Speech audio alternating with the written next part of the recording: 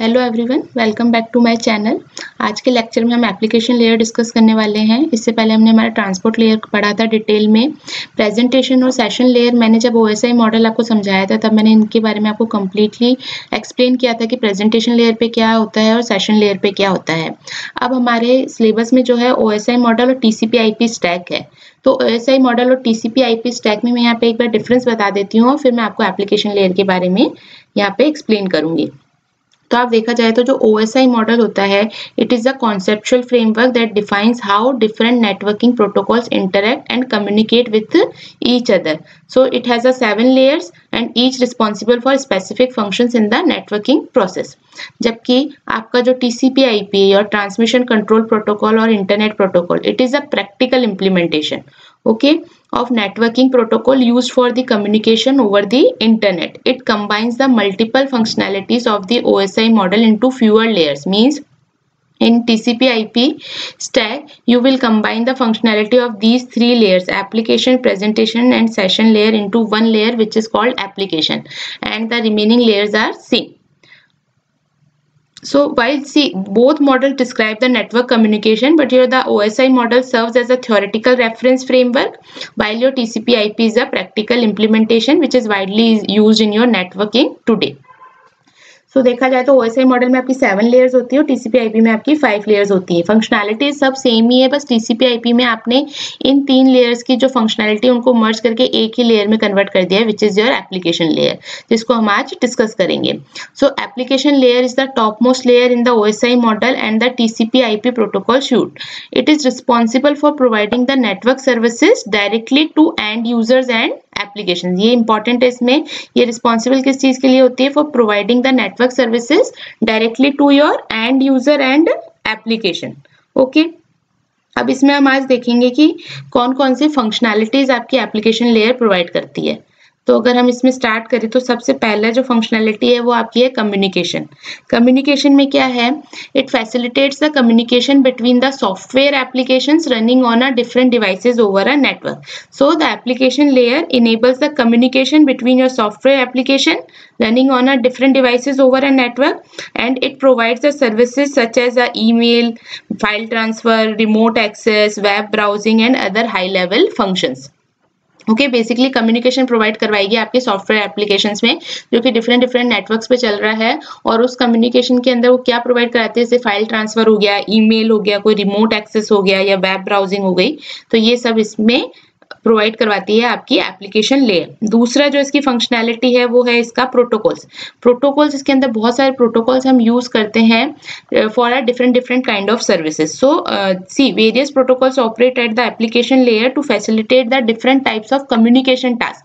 इसके अंदर different communication task के बेसिस पे आपके डिफरेंट प्रोटोकॉल्स एप्लीकेबल होते हैं. तो कौन कौन से हो सकते हैं? जैसे सपोज आप अगर HTTP यूज करो तो this HTTP use for web browsing, SMTP is used for your email transmission, FTP is used for your file transmission, SSH is used for your secure remote access, DNS, SNMP and more.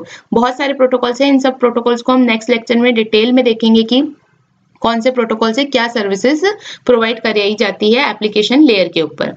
तीसरा जो इसका function है वो है आपका data formats.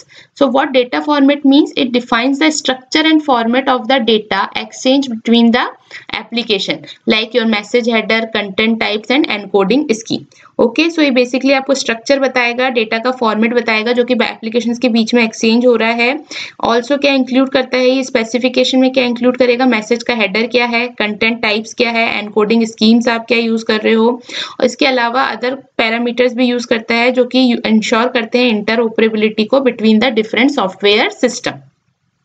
Next जो function है वो है आपका यूजर इंटरेक्शन का. So what user interaction means?